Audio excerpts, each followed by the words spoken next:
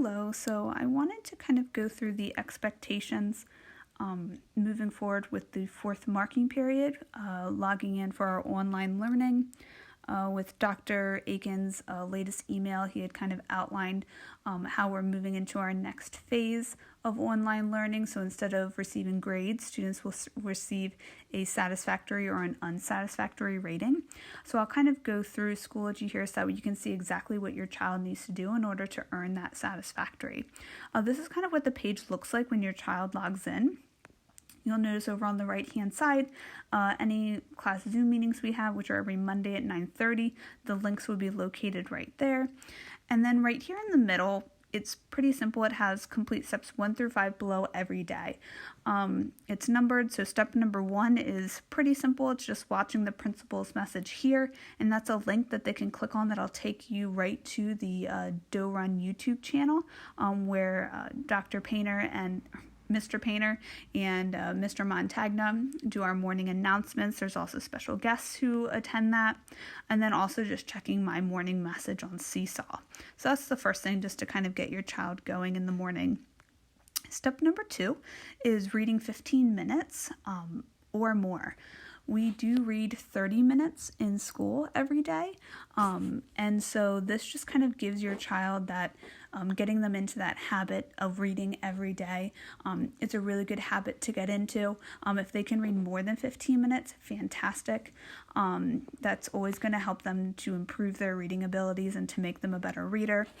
They can, of course, read chapter books, but you can also read on Epic, on Raz-Kids, the ARC Bookshelf. I just ask that you monitor their reading, ensure that they're actually reading during that 15 minutes. That'll really help to make them better readers. Step number 3 is really the step that I'll be monitoring the most. It says choose 2 activities to complete from the activity board here.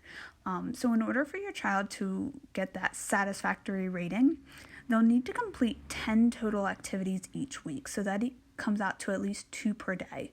That's flexible, so if you have a day that your child maybe has more time, they want to complete maybe 3 or 4 to kind of get them done and over with, you're more than happy to do that. If you're free more in the weekends and would like to complete the work then, totally fine. I ask that it's complete by Sunday, so that way I can count up and mark that rating of either satisfactory or unsatisfactory. I do ask that the activities should be different each day, so that way they're not repeating the same ones. And I'll show you what this choice board looks like. If I click right here in the middle, there's actually 3 separate choice boards, and again, the directions are right up here in the top. For each activity they complete, they will earn a badge. It's just kind of like a virtual sticker that they can keep track of on Schoology, so that way they know exactly how many they've completed and which ones they've completed. So that way your child can keep track, you can keep track. It's also the way that I keep track. Again, that satisfactory rating of 10 badges by Sunday is there. If your child goes above and beyond, reaches this outstanding category that I've added, that's 15 badges or more, then they can choose an award for reaching that goal. That could be something like having lunch with me. They could have me do a crazy dance. There's lots of options that they can choose from on Schoology. So looking at the activity boards, there are 3 different ones. There's a reading and writing activity board. Each week I'll change the focus. This week's poetry, since April is National Poetry Month. So we have some different challenges here. Some of them include links. They might take you to a separate website. They might take you to a video. Each one, though, has highlighted in yellow about how they can show me that they've completed it. Almost always it's posting to Seesaw. It might be posting a video, it might be posting a picture, it might be posting a screenshot, maybe it's adding a note, whatever they'd like to do to demonstrate or show me that they've completed that activity. That's kind of my way of knowing, hey, so-and-so completed the imagery challenge, because I see that they've posted their best score to Seesaw. There's some a mix of technology and non-technology options, so that way you can kind of have that balance. Scrolling down, there's also a math activity board. Our math focus this week is all on graphs. So again, there's some links, there's some videos to help your child to review some of these skills. And then there's a connections and activity board, and this really looks at kind of science, social studies, other things that are connected to our world. Our focus this week is Earth Day, since Wednesday, April 22nd is Earth Day. So again, there's different things. There's some things getting them outside. There's some Scholastic Newses that we used to use in the classroom. There's some puzzles, there's a time capsule challenge, so there's lots of different options. And again, they only have to choose 2 total. So they could choose 1 from the connections activity board, 1 from math. They could choose 2 from reading. As long as they're completing 10 total each week, then they'll receive that satisfactory mark. And it's really important that they are showing me the work that they're completing. If I go back,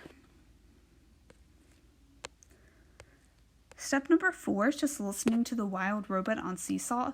That's the read aloud that I've been doing. They can answer the questions in the comments. And finally, step number 5 is completing that specials activity. So if I click right there on that link, our specialists of music, gym, health, STEM, and art, and library have all been posting activities as well. They have 2 choices that you can choose from, so that way you can do some other fun activities involving our specialists. If your child's looking for a little bit more to do, maybe they're having some extra time, or they're really looking for something more to do, I do have some bonus challenges as well that they can include, get some extra badges that'll be included in that 10. There's some level up in math memory that we've been doing since the beginning of the school year. There's also things like practicing their math facts, using Raz Kids, Spelling City, Mystery Doug is a really fun and popular one that changes each week, or creating their own challenge. So there's lots of options for your child.